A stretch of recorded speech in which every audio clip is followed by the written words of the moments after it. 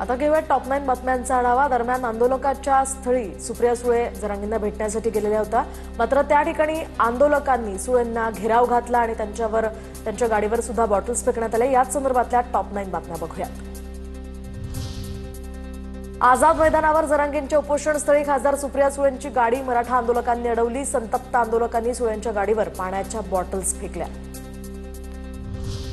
मराठा आंदोलकांकडून सुप्रिया सुळेंसमोर शरद पवारांविरोधात जोरदार घोषणाबाजी। शरद पवारांनी मराठ्यांचं वाटोळं केलं असं म्हणत आंदोलकांचा सुळेंच्या गाडीला घेराव। नेत्यांवर बॉटल्स फेकणं योग्य नाही, हुडदंगबाजी करून काहीही मिळणार नाही। कोणतेही नेते गेल्यानंतर योग्य वागणूक मिळायला हवी। मुख्यमंत्री फडणवीसांची या प्रकरणावर प्रतिक्रिया, तर फडणवीसांनी घेतलं टीव्ही 9 मराठीच्या बाप्पाचं दर्शन।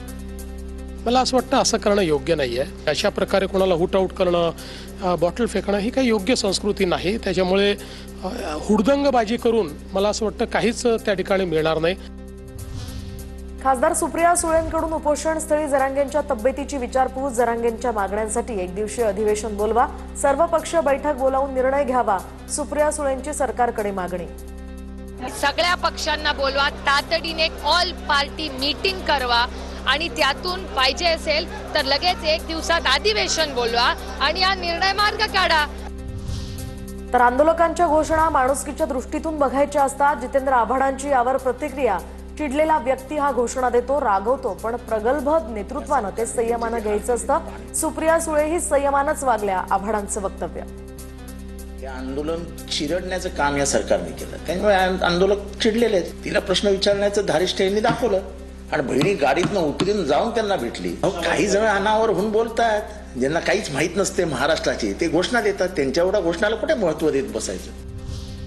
मुंबईत पवारांच्या सिल्वर ओक या निवासस्थानाबाहेर पोलिसांनी बंदोबस्त वाढवला। सुप्रिया सुळेंना मराठा आंदोलकांनी घेराव घातल्यानंतर सुरक्षित वाढ।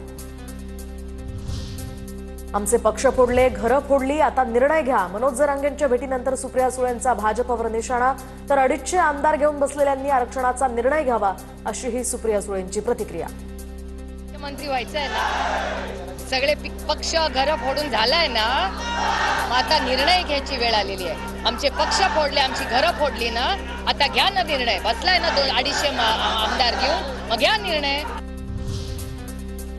मराठा समाजाच्या मनातील भावनांचा उद्रेक। पवारांनी अनेक वर्ष राज्य तसंच केंद्रात नेतृत्व केलं, मात्र मराठा आरक्षणाचा प्रश्न मार्गी लावला नाही। त्यामुळे आंदोलकांचा सुप्रिया सुळेंसमोर उद्रेक झाला असावा, प्रवीण दरेकरांची यावर प्रतिक्रिया। जे पेरलं तेच उगवत असतं, शरद पवारांचे कर्म असल्याचं हे पाहायला मिळतंय। लोक सगळं विसरून जातात असं काही नाही, सदावर्तेंचाही पवारांवर हल्लाबोल।